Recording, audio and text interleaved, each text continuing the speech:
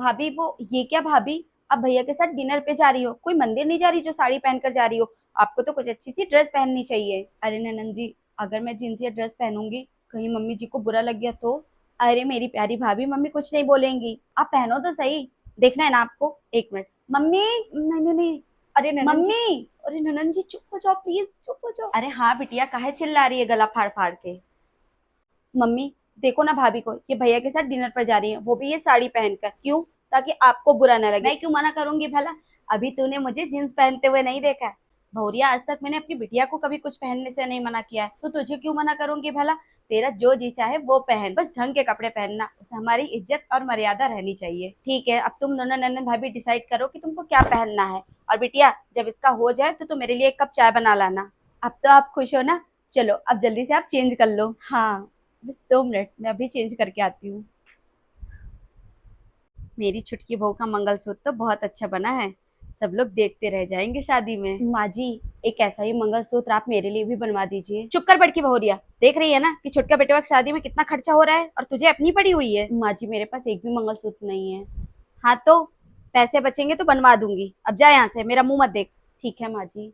माँ जी, वो देवर जी की शादी में पहनने के लिए आज मार्केट में मैंने एक लहंगा देखा था, कुछ 15-20 हजार का था।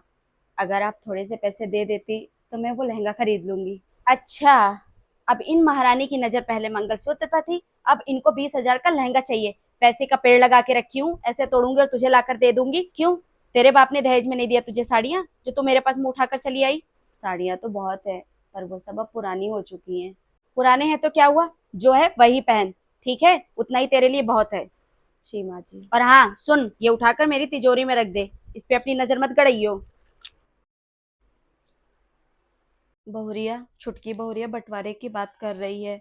हम सब उसे इतना प्यार करते हैं, फिर भी वो हम सबसे अलग रहना चाहती है। और एक हमारा जमाना था जब पूरा परिवार एक साथ मिलजुल कर रहता था। आप ये सब मत सोचिए, आप अपनी सेहत का ख्याल रखिए। और वैसे भी अगर बंटवारा हो भी गया ना, तो भी आप हमारे साथ ही रहने वाली हो। आप ही कहती हो ना कि धन दौलत चाहे किसी के भी हिस्से में आए, पर जिसके हिस्से में माँ आती है ना, वो दुनिया का सबसे अमीर आदमी होता है। कह तो सही रही है, लेकिन बहुरिया, मैं नहीं चाहती कि मैं बुढ़ापे में तेरे ऊपर बोझ बनकर रहूं। अच्छा मम्मी जी, एक बात बताइए, जो बच्चा छोटा होता है तो कौन उसकी केयर करता है? एक माँ ही होती है ना, जो अपने बच्चों को खिलाती पिलाती उसे चलना सिखाती है। तो क्या वो बच्चा उनके लिए बोझ हो जाता है? नहीं बहुरिया। तो फिर इस हिसाब से माँ जी, माँ बाप अगर बूढ़े हो जाते हैं तो अपने बच्चों पर बोझ कैसे हो सकते हैं? जब तक आपकी बड़ी बहू है ना, यानी कि मैं, तब तक इस घर का बंटवारा तो मैं होने नहीं दूंगी। अब हमको पूरा यकीन हो गया है कि किसी दिन अगर मैं ना रही ना, सब कुछ जोड़ कर रखेगी एक साथ।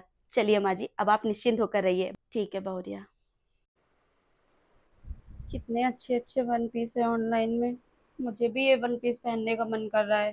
पर मम्मी जी तो मुझे ये वन पीस पहनने भी नहीं देंगी, देख के भी क्या फायदा। मम्मी जी, चाय। बहू, ये चाय तू पी ले, मैं मार्केट जा रही हूँ, अभी थोड़ी देर में आ जाऊंगी। ठीक है मम्मी जी।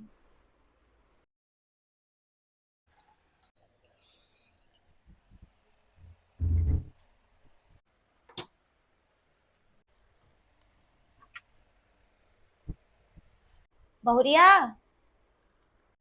जी माँ जी। बहुरिया, तेरे पास कोई अच्छी साड़ी है क्या?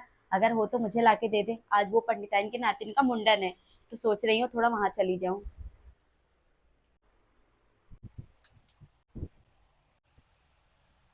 अच्छा, तो मम्मी जी का मार्केट जाना एक बहाना था, वो तो मेरे लिए ड्रेस लेने गई थी।